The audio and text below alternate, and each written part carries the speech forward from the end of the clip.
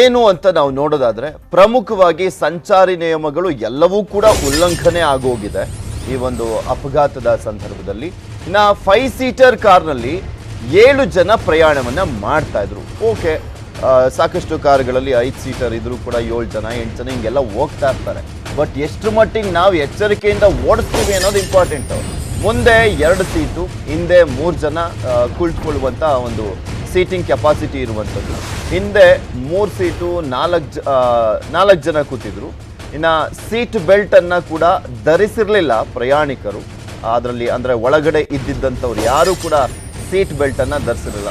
ಇಲ್ಲಿ ಮೇಯ್ನ್ ಆಗಿ ಅಟ್ಲೀಸ್ಟ್ ಚಾಲಕನಾದರೂ ಧರಿಸ್ತಾನ ಇಲ್ಲ. ಆದ್ರೆ ಇಂಥ ಐಷಾರಾಮಿ ಕಾರುಗಳಲ್ಲಿ ಆ ಸೀಟ್ ಬೆಲ್ಟ್ ಧರಿಸೋವರೆಗೂ ಕೂಡ ಅದು ಒಡ್ಕೊಳ್ತಾನೆ ಇರುತ್ತೆ, ಅಲಾರಾಮ್ ತರ ಬರ್ತಾನೆ ಇರುತ್ತೆ.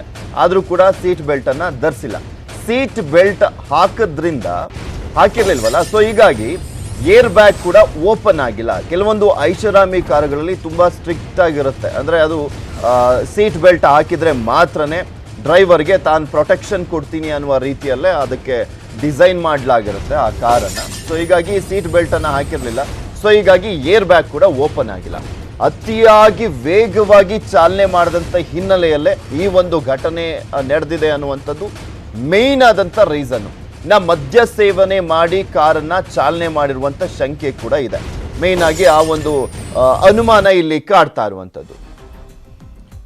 ಇದೆಲ್ಲದ್ರ ಬಗ್ಗೆನೂ ಕೂಡ ಕಂಪ್ಲೀಟ್ ಆದಂಥ ಡೀಟೇಲ್ಸ್ ಅನ್ನ ನೀಡ್ತಾರೆ ನಮ್ಮ ಪ್ರತಿನಿಧಿ ಮಂಜುನಾಥ್.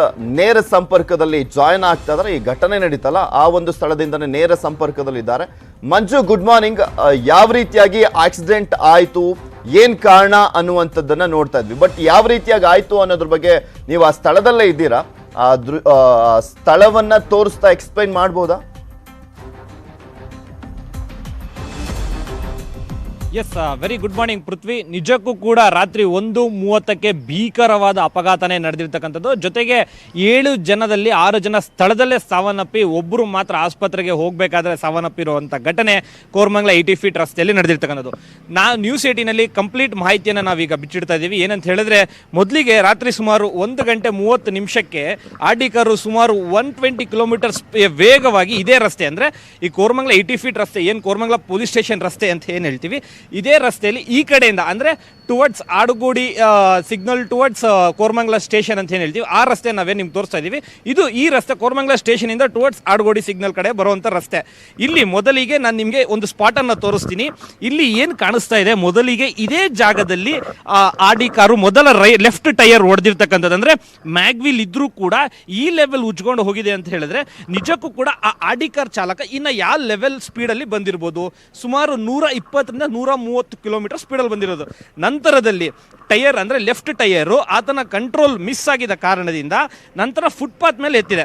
ಫುಟ್ಪಾತ್ ಮೇಲೆ ಆದ ಮೇಲೆ ಅಲ್ಲಿಂದ ಓವರ್ ಅದೇ ಸ್ಪೀಡಲ್ಲಿ ಈಗ ನಾನು ನಿಮ್ಗೆ ಒಂದು ಲೈಟಲ್ಲಿ ಇರ್ತಕ್ಕಂಥ ಒಂದು ಕಂಬ ಏನಿದೆ, ಆ ಕಂಬ 3 ಕಂಬ ಇರುತ್ತೆ ಫುಟ್ಪಾತ್ ಮೇಲೆ. ಅದರಲ್ಲಿ 2 ಕಂಬ ನುಜ್ಜುಗುಜ್ಜು ಆಗಿರ್ತಕ್ಕಂಥದ್ದು.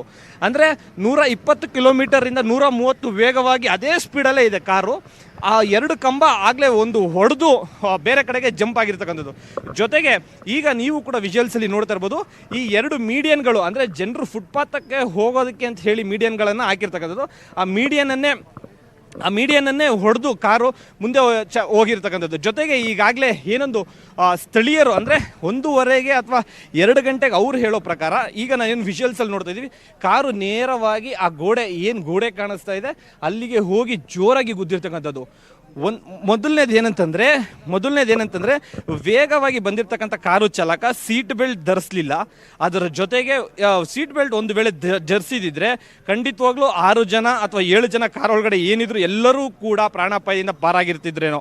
ಆ ವೇಗ ಏನಿದೆ 120 ಕಿಲೋಮೀಟರ್ ರನ್ ಆದ ಇಂಜಿನ್ ಕೂಡ ಅದೇ ವೇಗವಾಗಿ ರನ್ ಆಗ್ತಾ ಇರ್ತಕ್ಕಂಥದ್ದು. ಜೊತೆಗೆ ಆ ಶಬ್ದ ಎಷ್ಟು ಭಯಂಕರ ಅಂತಂದರೆ ಇಂಜಿನ್ ಎಲ್ಲವೂ ಕೂಡ ಅಂದರೆ ಆ ಏನೊಂದು ಸ್ಪೀಡೋಮೀಟರ್ ಏನಿದೆ ಅದು, ಅದ್ರ ಜೊತೆಗೆ ಆ ಮ್ಯಾಗ್ವಿಲ್ ಏನಿದೆ ಅದು, ಅದ್ರ ಜೊತೆಗೆ ಎಲ್ಲವೂ ಕೂಡ ಅದೇ ಸ್ಪೀಡ್ ವೇಗವಾಗಿ ರನ್ ಆಗ್ತಾನೆ ಇರ್ತಕ್ಕಂಥದ್ದು. ಜೊತೆಗೆ ಇಲ್ಲಿ ನಾವು ನಿಮಗೆ ವಿಜುವಲ್ಸಲ್ಲಿ ತೋರಿಸ್ತಾ ಇದೀವಿ ನೋಡಿ, ಆ ಕಾರಿನ ಚಾರ್ಜರ್ ಒಂದು ಕಡೆ ಆಗಿರ್ಬೋದು, ಆ ಪ್ಲಗ್ ಆಗಿರ್ಬೋದು, ಮಾಸ್ಕ್ ಆಗಿರ್ಬೋದು, ಆ ವಿಂಡ್ಶೀಲ್ಡ್ ಗ್ಲಾಸು ರೈಟ್ ಸೈಡ್ ಇರ್ತಕ್ಕಂಥ ಒಂದು ಫೆಂಡರ್ ಏನಿದೆ ಅದು ಕೂಡ ಬಿದ್ದಿದೆ, ಸ್ಲಿಪ್ಪರ್ ಬಿದ್ದಿದೆ. ಎಲ್ಲರೂ ಕೂಡ ಆ ಸೀಟ್ ಬೆಲ್ಟ್ ಧರಿಸದೆ ಇರೋ ಕಾರಣದಿಂದ ಎಲ್ಲರೂ ಕೂಡ ಸ್ಥಳದಲ್ಲೇ ಸಾವನ್ನಪ್ಪಿರ್ತಕ್ಕಂಥದ್ದು.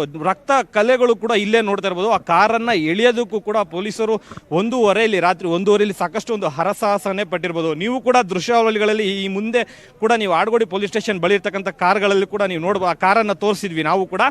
ಜೊತೆಗೆ ಈ ಏನೊಂದು 1 ಗಂಟೆ 40 ನಿಮಿಷಕ್ಕೆ ಅಂದರೆ ಕೇವಲ 1:30ರಿಂದ 1:10 ನಿಮಿಷದ ಒಳಗಡೆ ಸಾಕಷ್ಟು ಸಾವನ್ನಪ್ಪಿರ್ತಕ್ಕಂಥ, ಅಂದರೆ 6 ಜನ ಸ್ಥಳದಲ್ಲೇ ಸಾವನ್ನಪ್ಪಿರ್ತಕ್ಕಂಥದ್ದು, ಒಬ್ಬರು ಮಾತ್ರ ಆಸ್ಪತ್ರೆಗೆ ಹೋಗ್ಬೇಕಾದ್ರೆ ಸಾವನ್ನಪ್ಪಿರ್ತಕ್ಕಂಥದ್ದು.